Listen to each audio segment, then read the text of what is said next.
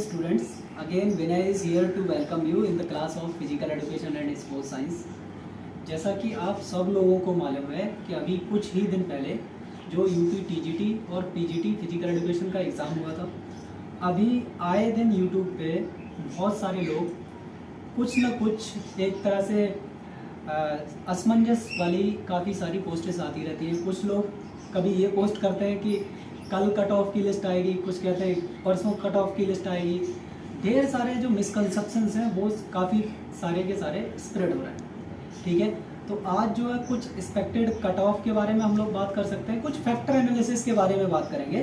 तो उनके बारे में मैं पहले आपको ये बता देता हूँ कि वो कौन कौन सी चीज़ें हैं जिनके बारे में हम लोग बात करने वाले हैं। बेसिकली किन पॉइंट्स पे बात करेंगे हम, जिससे कि आपको कुछ पता लग पाएगा अच्छी तरह से कि जो आपकी जो बेसिक फैक्टर्स हैं वो आपके मेरिट को किस तरह से अफेक्ट कर सकते हैं। और ये स्पेशली वीडियो जो है वो यूपी टीजीटी के लिए है, तो यूपी पीजीटी वाले या जो कोई लोग हैं तो इसको इंक्लूड या इनकलकेट नहीं करें।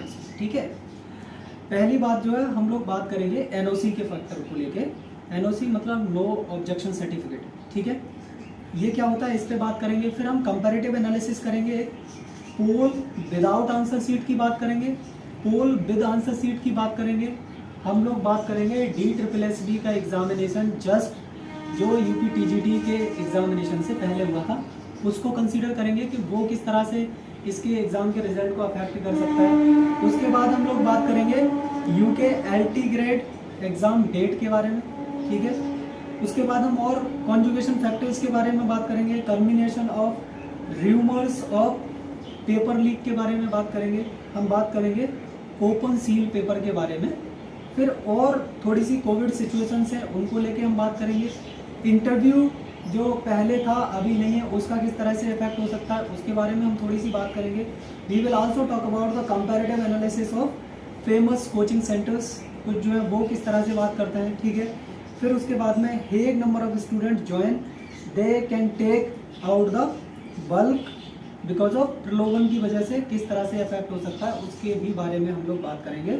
फाइनली हम लोग जो मार्कशीट कुछ लोगों ने आंसर सीट्स हैं वो सबमिट करी हैं, हमने रिक्वेस्ट करा था कुछ स्टूडेंट्स को कि we are going to go for the prize distribution, कि वो लोग जो 105 या उससे प्लस हैं जो स्टूडेंट, वो क्या करें, वो अगर अपनी आंसर सीट, ठीक है ना, जो आंसर सीट है उसकी अगर फ़ोटो क्लिक करके भेजते हैं, ठीक है, बिना किसी रोल नंबर वगैरह हिडन छुपाए, तो उनको हम लोग कुछ पर्टिकुलर एक प्राइज़ डिस्ट्रीब्यूट करने वाले हैं। ठीक है, अगर आपने अब तक नहीं भेजी है तो आप भी इसमें पोल में पार्टिसिपेट कर सकते हैं। ठीक है, we are gonna to distribute some kind of prize.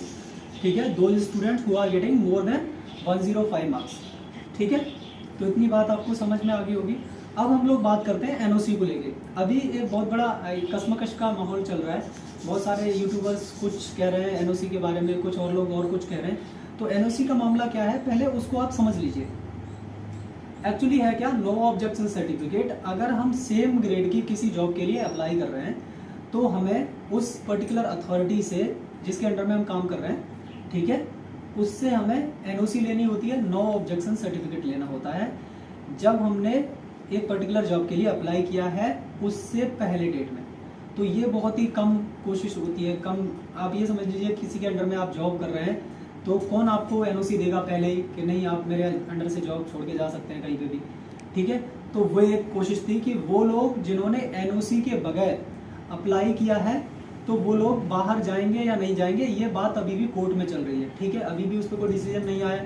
तो फिर ये जितने भी र्यूमर्स हैं कि तदर्थ शिक्षक जो है वो इसमें एंटर कर गए या फिर जो एनओसी है उनकी वजह से वो लोग एंटर करें हैं या नहीं करें, तो ये अभी कंफर्मेशन का विषय नहीं है। हो सकता है कुछ लोगों के अपने एक अलग विचार हैं, उनको स्पेशली किसी ने बता दिया हो, वो एक बात अलग है। जहाँ तक मेरी नॉलेज में है, जहाँ तक मैंने चीज़ों को देखने की कोशिश की है, तो उसमें मैंने यहीं तक पाया है कि अभी तक ऐसी कोई कन्फर्म्ड न्यूज़ नहीं है।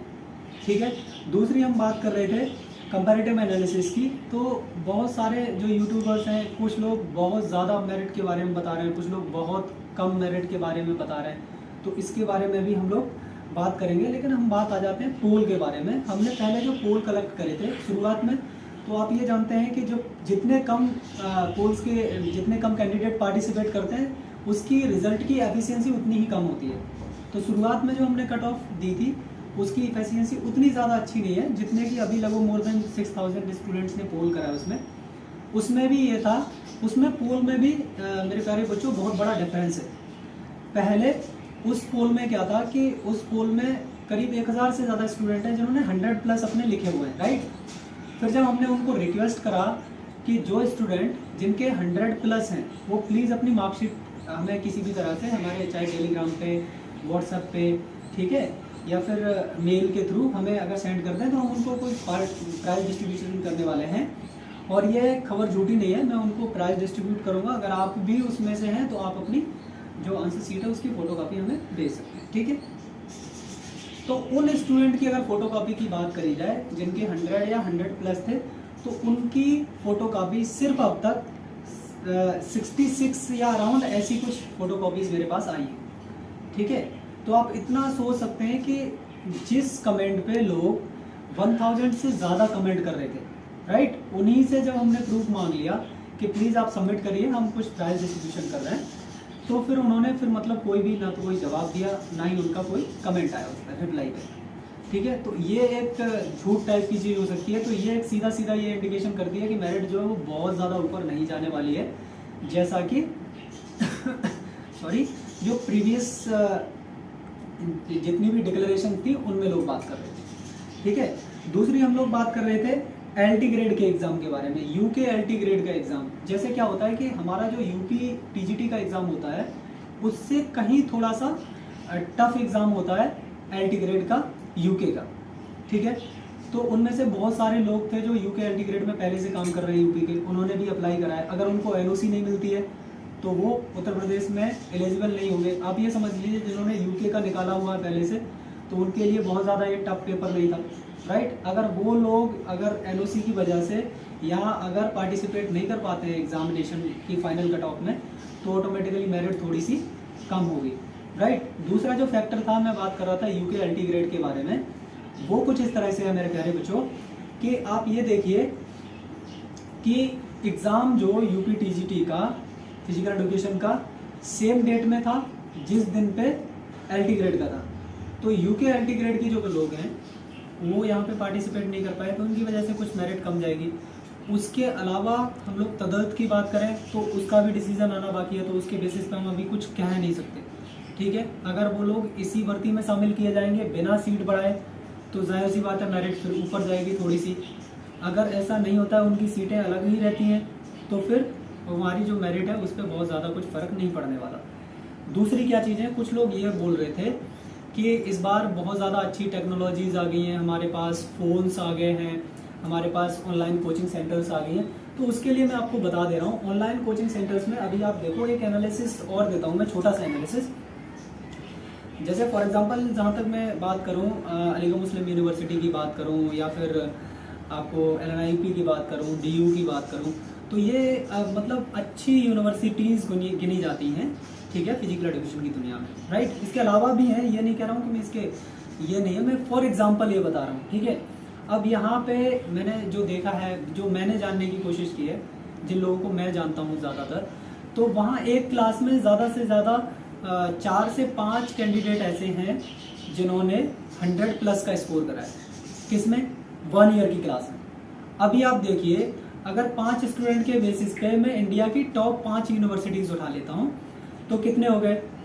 5 5 या 25, तो 1 ईयर में 25 स्टूडेंट हो गए जो आपके कितने कर रहे हैं? 100+। अभी 2016 में पहले एग्जाम हुआ था, अभी 2016 के बाद 2021 में हुआ ये, ठीक है। लेकिन इसके फॉर्म कब हो गए थे? इसी साल में 20 में ही पूरे। तो साल कितनी मिली? 4।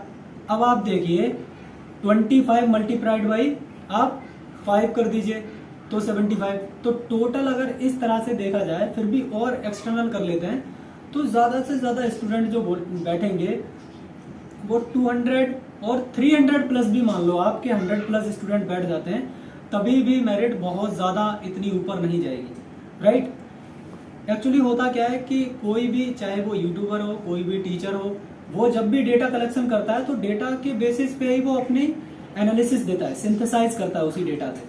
तो जो डेटा आपके पास आएगा वो उसी डेटा को आप रेप्लिकेट करते हैं, ठीक है।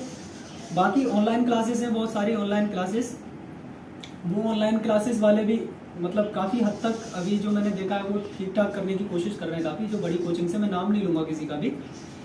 तो अगर इन अभी के जितनी भी मेरी एनालिसिस है, उस एनालिसिस के बेसिस पे अगर मैं देखूं तो मैं कुछ अभी के टाइम में करंट जो भी डेटा है मेरे पास, उस पे अपने बिहाफ पे बस एक अनुमानित आपको कट ऑफ जो बता सकता हूँ वो इतनी है कि 95 प्लस अराउंड जो है वो एससी की जाएगी, ठीक है। 98 प्लस जो रहेगी वो आपकी ओबीसी की, और 94 प्लस अराउंड जो है वो जनरल की जाने की पूरे चांसेस है, ठीक है।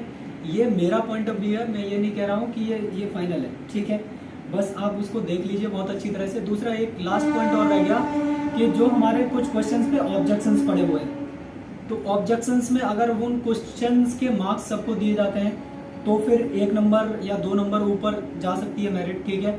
अगर उनके मार्क्स नहीं दिए जाते या जिस तरह से भी देता है नहीं दिए जाते तो उनसे कुछ बहुत ज़्यादा फर्क नहीं पड़ेगा। लेकिन इसी केसेस में अगर ऐसा हो जाता है कि फिर दोबारा से प्रिपेयर होती है आंसर की, और आंसर की में अगर क्वेश्चन घटेंगे तो वो मेरिट जो है वो क्या होगी, वो नीचे जा सकती है, और ज़्यादा बढ़ेंगे अगर सबको मिलेंगे तो 1-2 नंबर ऊपर जा सकती है। तो इतनी सी बातें हैं जो आपको थोड़ा सा मतलब समझनी है। दूसरा ये कह रहे हैं कि कभी भी रोज़ तीसरे दिन कोई भी कह देता है कि मतलब कल रिजल्ट आ रहा है, कल फाइनल मेरिट आ रही है, तो पता नहीं ऐसे लोगों को कहाँ से इन्फॉर्मेशन मिलती है, पता नहीं, वही वहाँ बोर्ड में बैठे हुए हैं, ठीक है। तो आप लोग कोशिश करें, वेट करें, अभी रिजल्ट है, आ जाएगा, तो इतना परेशान होने की ज़रूरत नहीं है। कोई भी कुछ भी बोल दे उसी पर आप लोग यकीन कर लेते हैं। दूसरे तीसरे दिन मेरे पास भी कई सारी कॉल आती हैं उसमें कि सर कल आ रहा है क्या रिजल्ट, परसों आ रहा है क्या रिजल्ट है, आ जाएगा, आपने अच्छा किया है एग्ज़ाम में, आपको रिजल्ट मिल जाएगा। So finally dear students, I would like to say thank you very much to all of you. मिलेंगे अगली क्लास में, तब तक हंसते रहिए, मुस्कुराते रहिए और पढ़ते रहिए, क्योंकि बहुत जल्दी ही आपको या तो LT ग्रेड की यूपी की या फिर आपको KBS की जगह मिल जाएंगी। तो आपकी तैयारी सब पे भारी।